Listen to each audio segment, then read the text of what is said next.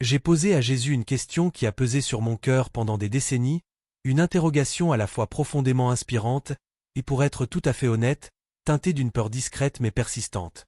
Que se passe-t-il véritablement le jour du jugement?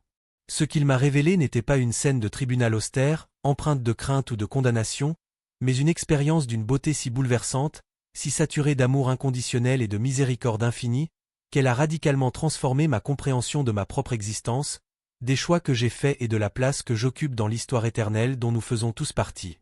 Ce jugement n'était pas une punition froide, comme je l'avais craint, mais un moment de vérité divine, où chaque âme est pleinement vue, profondément connue et tendrement aimée d'une manière qui redéfinit complètement la façon dont vous percevez votre passé, votre présent et votre éternité à venir. Avant de plonger dans le récit de ce qu'il m'a montré, je dois être transparent sur l'origine de cette question. Elle est intimement personnelle, enracinée dans des moments marquants de ma vie, tissée de doutes, de peurs et d'espoir qui ont grandi avec moi. Sans ce contexte, le poids de sa réponse risque de perdre de sa puissance, de ne pas résonner comme elle le mérite.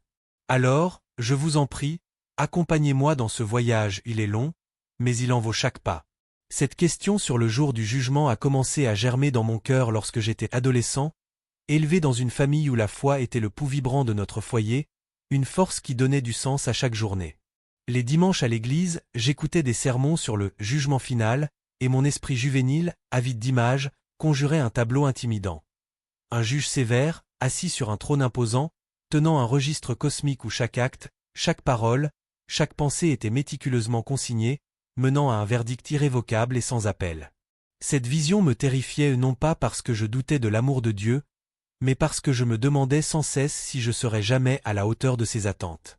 Les nuits sans sommeil, je restais éveillé, repassant en boucle des moments de ma vie, des erreurs d'enfant, comme une dispute mesquine avec un frère, des paroles dures lancées dans la colère, ou des moments où j'avais déçu ceux que j'aimais. Je me torturais avec cette pensée lancinante. Est-ce tout ce que Dieu verra lorsque je me tiendrai devant lui?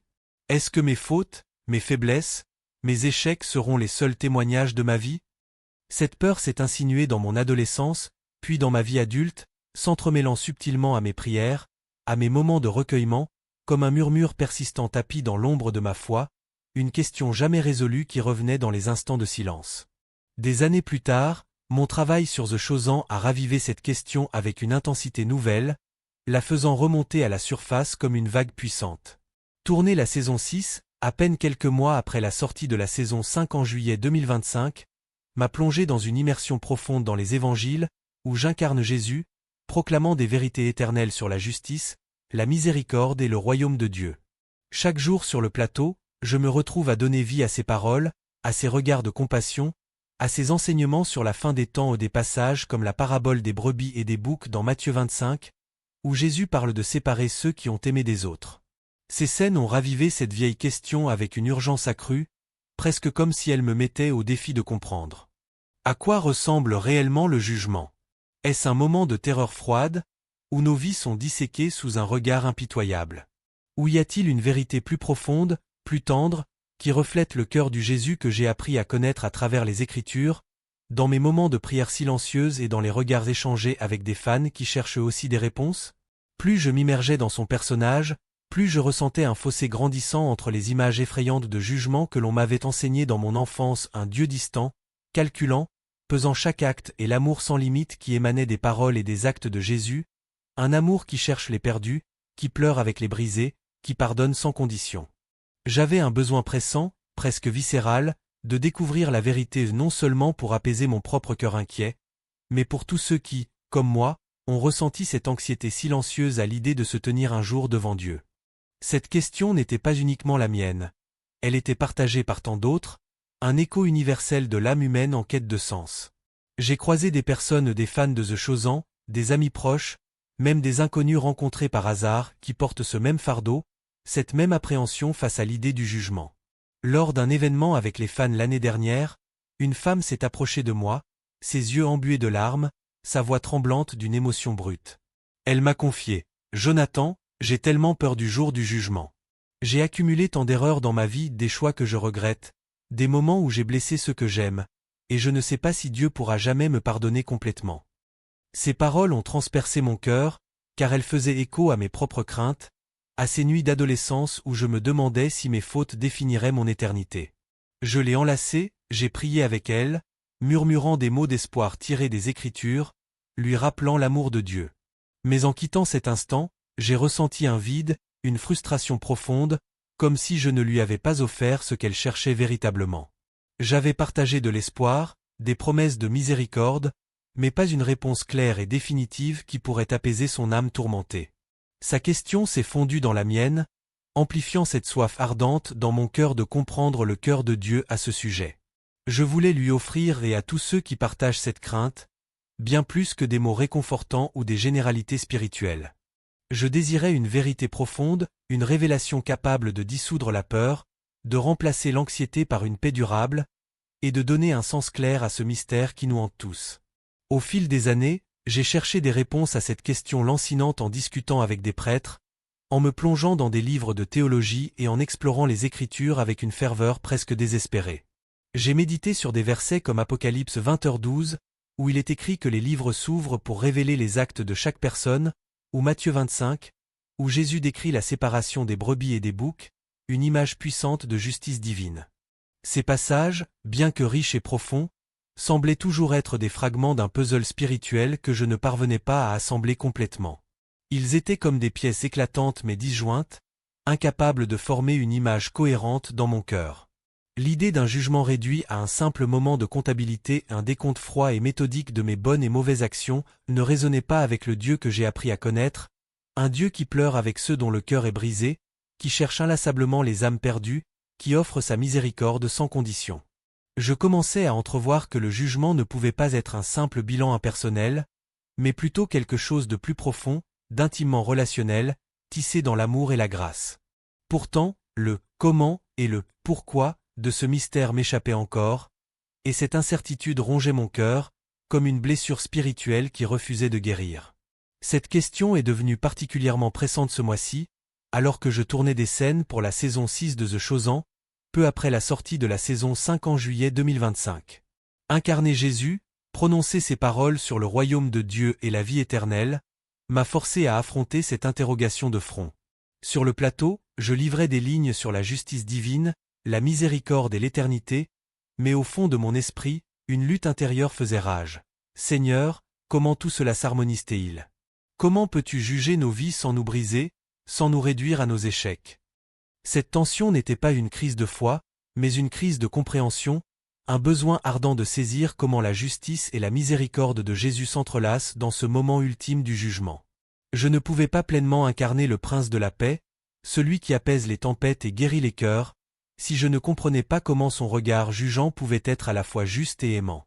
Je savais, au plus profond de mon âme, que je devais poser cette question directement à lui, sans intermédiaire, dans une intimité brute et vulnérable. J'ai appris avec le temps que certaines questions, celles qui touchent l'essence même de notre existence, sont trop vastes pour être répondues dans des prières distraites ou des moments volés entre deux occupations. Elles exigent une intention délibérée, un calme profond et une reddition totale.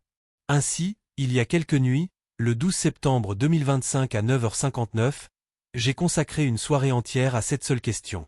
J'ai jeûné ce jour-là, non par obligation religieuse, mais pour apaiser les bruits de mon corps et affûter la clarté de mon esprit, pour créer un espace sacré où mon cœur pourrait entendre. J'ai passé des heures en adoration, chantant des hymnes qui évoquaient la bonté infinie et l'amour inaltérable de Dieu, des mélodies qui me rappelaient sa présence fidèle même dans mes doutes. Je voulais m'approcher de lui non comme un avocat exigeant des preuves irréfutables, mais comme un fils cherchant le cœur de son père, avec humilité et confiance. D'ailleurs, j'aimerais sentir notre connexion en ce moment. D'où regardez-vous cette vidéo? Et quelle heure est-il chez vous? Laissez un commentaire ci-dessous. Il est incroyable de penser que nous sommes tous unis dans ce voyage spirituel, peu importe où nous nous trouvons sur cette terre. Ce soir-là, je me suis assis dans ma chambre, seul avec une bougie vacillante dont la flamme dansait doucement, projetant des ombres apaisantes sur les murs. J'ai apporté toutes mes peurs, mes doutes et mes questions devant Jésus. Je pensais à cette femme rencontrée lors d'un événement avec les fans, à ses larmes et à sa peur du jugement. Je repensais à mes propres angoisses d'adolescent, à ces nuits où je me demandais si ma vie serait jugée digne. Et je pensais à chaque personne qui s'est déjà interrogée sur sa valeur aux yeux de Dieu. Ma prière était simple, brute, sans artifice. Jésus, J'ai besoin de savoir ce qui se passe vraiment le jour du jugement. Pas les réponses des livres de théologie, pas les interprétations des autres, mais la vérité de ton cœur. Comment nous vois-tu? Comment gères-tu nos histoires, nos erreurs, nos victoires, nos regrets?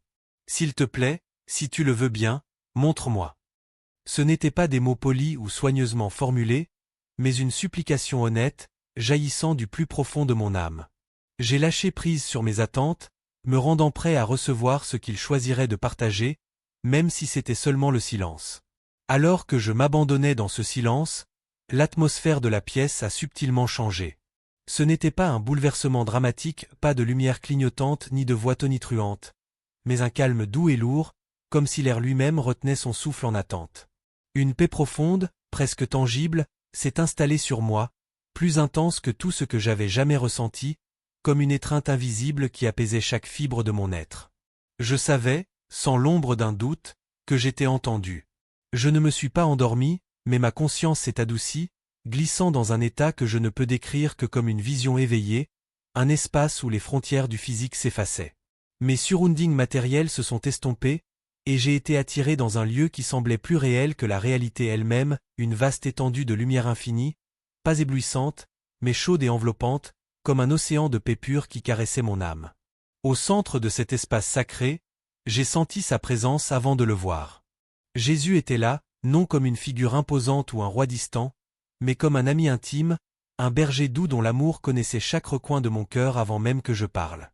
Il n'a pas commencé par des mots audibles, la communication était plus profonde, un flux direct de compréhension de son cœur au mien, plus clair et plus vivant que n'importe quelle parole prononcée. La première chose qu'il m'a fait ressentir était une reconnaissance tendre et compatissante de mon long voyage avec cette question. Il honorait la sincérité de ma quête, l'amour pour les autres qui l'alimentait, et la compassion qui me poussait à chercher des réponses non seulement pour moi, mais pour tous ceux qui partagent cette peur. Il n'y avait aucun jugement pour mon impatience ou ma confusion, seulement une affirmation douce que ma recherche était une belle expression d'amour. Puis, il a commencé à répondre, non par un discours ou une leçon, mais en me montrant une vérité vivante. Le paysage de lumière autour de nous s'est transformé, et j'ai vu une âme, pas la mienne, mais une représentation universelle de n'importe quelle âme humaine, se tenant devant un grand trône. Mais ce n'était pas un trône froid de pierre ou de métal, comme dans mes imaginations d'enfant. C'était un siège de lumière vivante, rayonnant d'une chaleur qui enveloppait tout, un trône qui semblait respirer l'amour. L'âme n'était pas tremblante de peur. Elle était calme, paisible, comme si elle rentrait chez elle après un voyage long et ardu. Jésus m'a aidé à comprendre que le jour du jugement n'est pas un moment de terreur, mais une révélation intime et personnalisée, où l'histoire entière d'une âme est dévoilée dans l'amour. Il m'a montré que les livres qui s'ouvrent, comme mentionné dans l'Apocalypse, ne sont pas des registres austères de fautes, mais des tapisseries vivantes, semblables à celles que j'avais vues dans une vision précédente sur la mémoire. Chaque fil représente un moment de vie. Les joies éclatantes, les peines profondes, les actes d'amour désintéressés, les échecs douloureux. Ce qui m'a stupéfié, c'est que Jésus lui-même était là, non comme un juge distant lisant une liste, mais comme un compagnon aimant, marchant aux côtés de l'âme, déroulant la tapisserie avec une tendresse infinie. Il ne pointait pas du doigt les fils sombres, les erreurs, les péchés, les regrets, mais les touchait doucement, et à son contact, il se transformait en lumière éclatante. Les erreurs devenaient des témoignages de grâce, les chutes des histoires de rédemption glorieuse. Vois-tu, m'a-t-il dit dans mon cœur, je ne juge pas pour condamner. Je révèle pour guérir. Chaque fil sombre est un endroit où mon amour a brillé le plus fort. Puis, il m'a montré une vérité encore plus belle, la dimension communautaire du jugement. Autour de l'âme se dressait une constellation d'autres âmes, familles, amis, même des inconnus touchés par la vie de cette personne. Leurs fils de lumière, tissés par des prières ferventes, des pardons offerts, des actes de bonté, s'entremêlaient avec la tapisserie de l'âme. Le jugement n'est pas un moment solitaire, il est profondément relationnel. Jésus m'a expliqué que nos vies sont interconnectées, et que le jugement révèle comment l'amour d'une personne a façonné celle des autres. Une mère qui a prié sans relâche pour son enfant voit comment ses prières ont été un fil de force dans la vie de ce dernier. Un ami qui a pardonné une blessure voit comment son pardon a libéré l'âme devant le trône. C'est une célébration de l'amour partagé, non un bilan individuel et stérile. Ce qui m'a le plus ému, c'est quand il m'a montré le rôle du pardon dans ce moment divin. Pour les âmes qui ont blessé autrui, Jésus ne les confronte pas à leurs fautes avec colère. Il les confronte à l'amour qu'elles ont reçu malgré leurs manquements.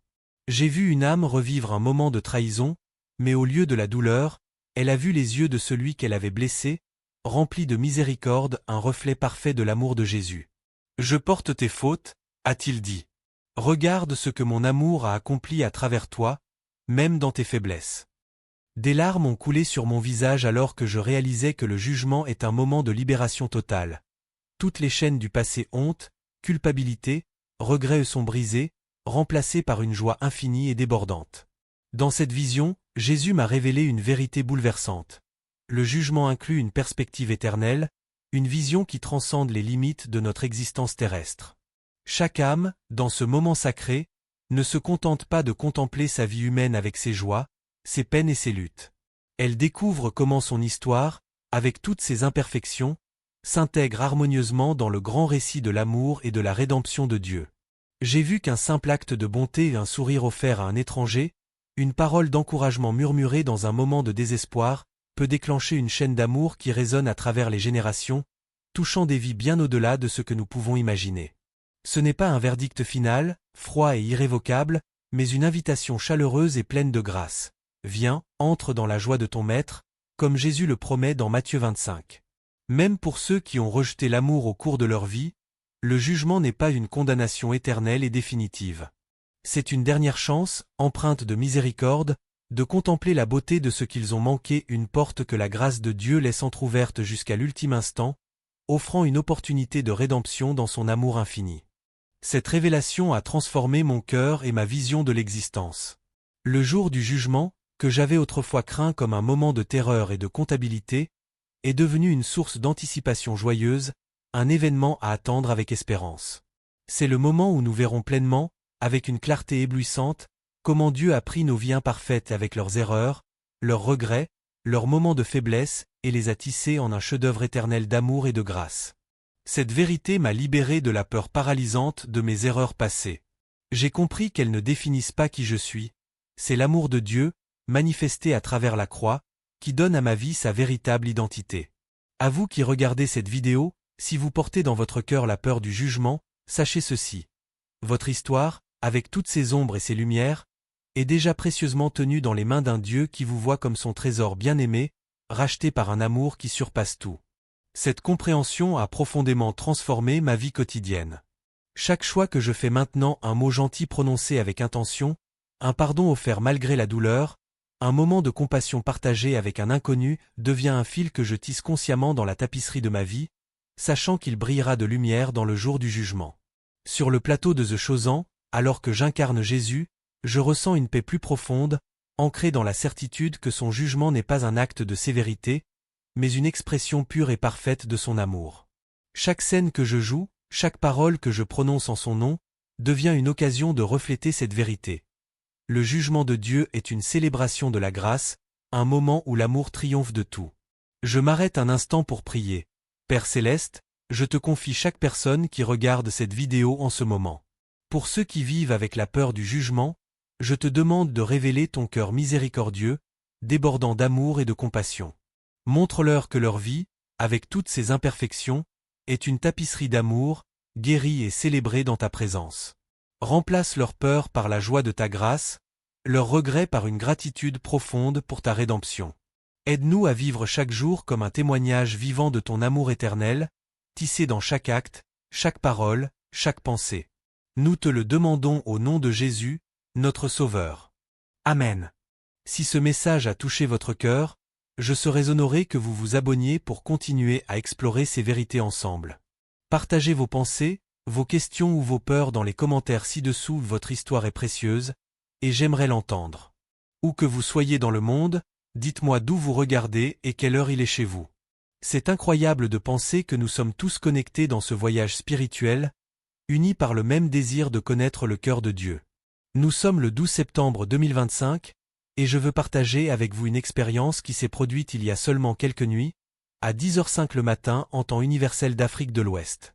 J'ai posé à Jésus une question qui m'habite depuis des années, une interrogation à la fois inspirante, et pour être totalement transparent, teinté d'une légère appréhension. Que se passe-t-il réellement le jour du jugement? Ce qu'il m'a révélé n'était pas une scène de tribunal froide, empreinte de peur ou de condamnation, mais une expérience si belle, si débordante d'amour et de miséricorde, qu'elle a complètement remodelé ma compréhension de ma vie, de mes choix et de la place que j'occupe dans l'histoire éternelle dont nous faisons tous partie. Ce n'était pas un jugement en tant que punition sévère, mais un moment de vérité divine, où chaque âme est pleinement vue, profondément connue et tendrement aimée d'une manière qui transforme radicalement la façon dont vous percevez votre passé, votre présent et votre éternité. Avant de plonger dans ce qu'il m'a montré, je dois être honnête sur l'origine de cette question. Elle est profondément personnelle, enracinée dans des années de questionnement, de doutes et de moments de vulnérabilité qui ont façonné ma foi.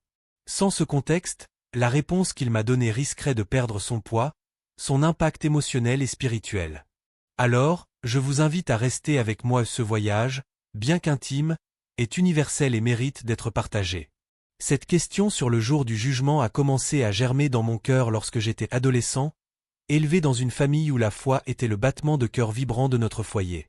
Les sermons sur le jugement final que j'entendais à l'église peignaient dans mon esprit une image intimidante. Un juge sévère, un registre cosmique détaillant chaque acte, et un verdict final impossible à contester. Cela me terrifiait, non parce que je doutais de l'amour de Dieu, mais parce que je me demandais sans cesse si je pourrais un jour être à la hauteur de ses attentes. Les nuits sans sommeil, je repassais en boucle des moments de ma vie, des erreurs d'enfant, des paroles dures prononcées dans la colère, des moments où j'avais déçu ceux que j'aimais, et je me torturais avec cette pensée. Est-ce que c'est tout ce que Dieu verra lorsque je me tiendrai devant lui? Cette peur s'est insinuée dans mon adolescence, puis dans ma vie adulte, s'entremêlant à mes prières et à mes moments de silence, comme un murmure persistant dans l'ombre de ma foi. Des années plus tard, mon travail sur The Chosen a ravivé cette question avec une intensité nouvelle. Tourner la saison 6, peu après la sortie de la saison 5 en juillet 2025, m'a plongé dans une immersion profonde dans les évangiles, où j'incarne Jésus, proclamant des vérités sur la justice, la miséricorde et le royaume de Dieu. Les scènes où Jésus parle de la fin des temps, comme la parabole des brebis et des boucs dans Matthieu 25, ont fait ressurgir cette interrogation avec une urgence accrue. À quoi ressemble vraiment le jugement? Est-ce un moment de terreur froide, ou y a-t-il une vérité plus profonde, plus tendre, qui reflète le cœur du Jésus que j'ai appris à connaître à travers les Écritures et la prière? Plus je m'immergeais dans son personnage, plus je ressentais un fossé entre les images effrayantes de jugement que l'on m'avait enseignées dans mon enfance et l'amour sans limite qui émanait de ses paroles et de ses actes.